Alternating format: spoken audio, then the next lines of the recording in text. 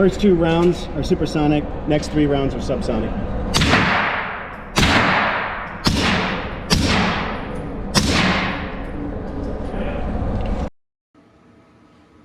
What's up, everybody, and welcome back to the channel. VP Tactical here, and today we are talking about the YHM R9. So got this thing out of jail a couple weeks ago, finally got a chance to get it out and stretch its legs, so to speak, just recently, and I definitely wanted to give some feedback and do a little bit of a review on the suppressor itself. Starting right out the gate, this is my second YHM suppressor.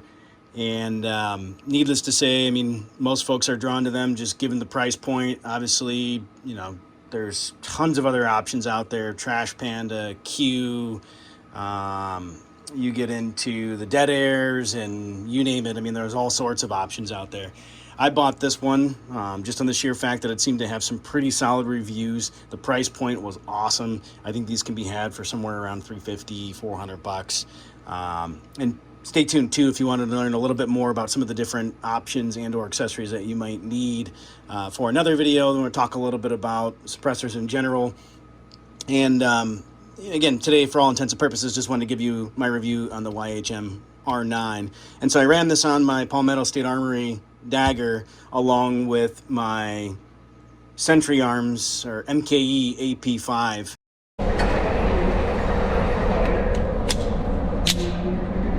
First 4 rounds are supersonic, 4 next rounds are subsonic. Now subsonic.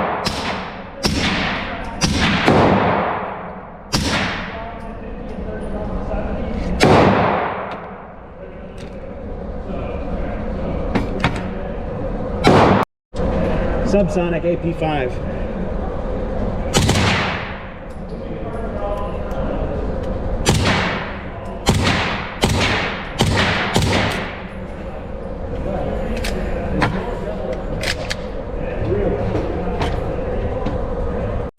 And all in all, it did pretty darn well. I ran 115 grain AAC ammo through it. I ran 124 grain, and then I also ran 147 grain subs through it as well.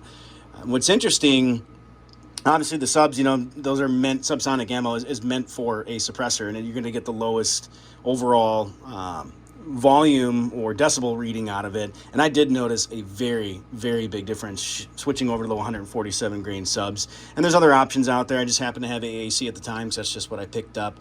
Again, none of the stuff that I do is sponsored. It's all paid for out of my own pocket. And the interesting thing, though, is when I was running this, and I think it may be ammo related less than it is the suppressor itself. But there's 2 things when you're working with a suppressor. You're either getting suppressor blowback, which is the gaseous material coming back to your face, right? That ammonia smell and or gunpowder that you're getting back in your face. More common with AR-15s and other rifles, things of that sort.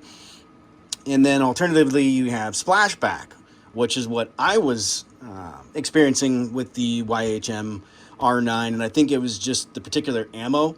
I think I needed to do a little bit more exploring myself. I did do some research online. It seems to be a common issue just with suppressors on pistols in general, depending on how dirty the ammo is or how hot and or dirty the ammo is.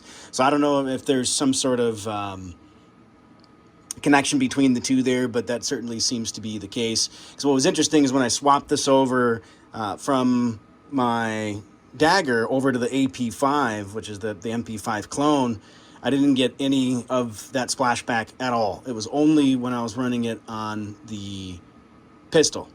So that's also something to take into consideration. And again, just do my own testing to delineate, you know, what that might be. And obviously, you know, when you're shooting and the slide is coming back, you know, that could be possible. I'm getting some of that splashback maybe from in there. I'm not sure. You know, again, it could be related to that particular ammo. Ejection port on the AP5 is considerably farther away, you know, versus a pistol where you're holding it in your hands. And so something to keep in mind.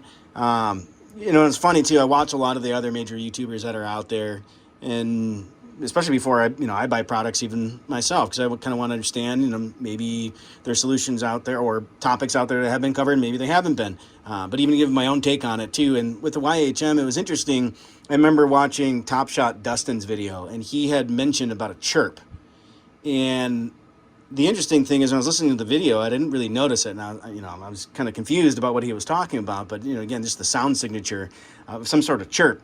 And what's interesting is that when I ran it on the Dagger, I actually got that same chirping noise. It's almost kind of a high pitch noise.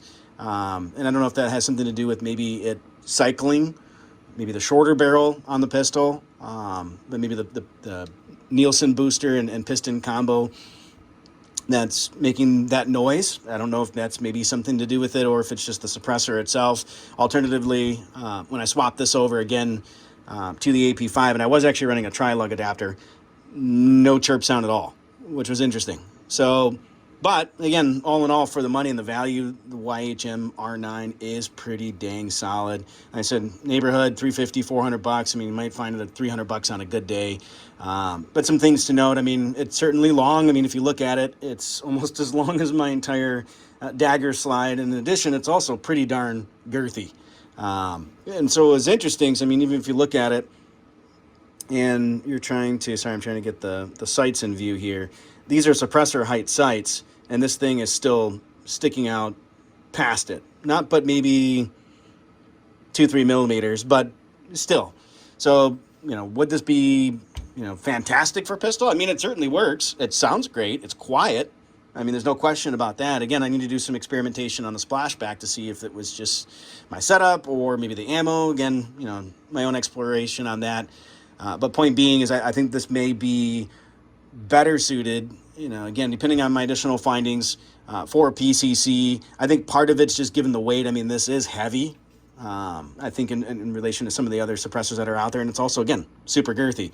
I mean, on this one, I have the Holosun 507C, so it's not really that big of a deal, again. But if I wanted to shoot a pistol with just suppressor height sights, to make it a little bit more challenging. Because, again, you can't see over the top of the can as far as the sights. So you're kind of guesstimating where your shot's going to land in that regard. But all in all, I mean, I think most likely, yes, I'll swap it on and off my pistols from time to time. It'll most likely reside on my AP5. Super fun to shoot, especially with that suppressor on there and the 147 grain subs. And I want to explore, not just use the AAC stuff, but other brands out there as well. I mean, I did run some Winchester whitebox through it, and the other 124 grain, 115 grain was AAC. And again, that was just what I picked up at the time. It was cheap and or cost effective, I should say. But at any rate, they said all in all, I think pretty darn good bang for your buck. And what's interesting about this, you can use it on a multitude of different calibers. This one is set up for 9mm, but you can run it on 350 Bushmaster, 223. I mean, you name it.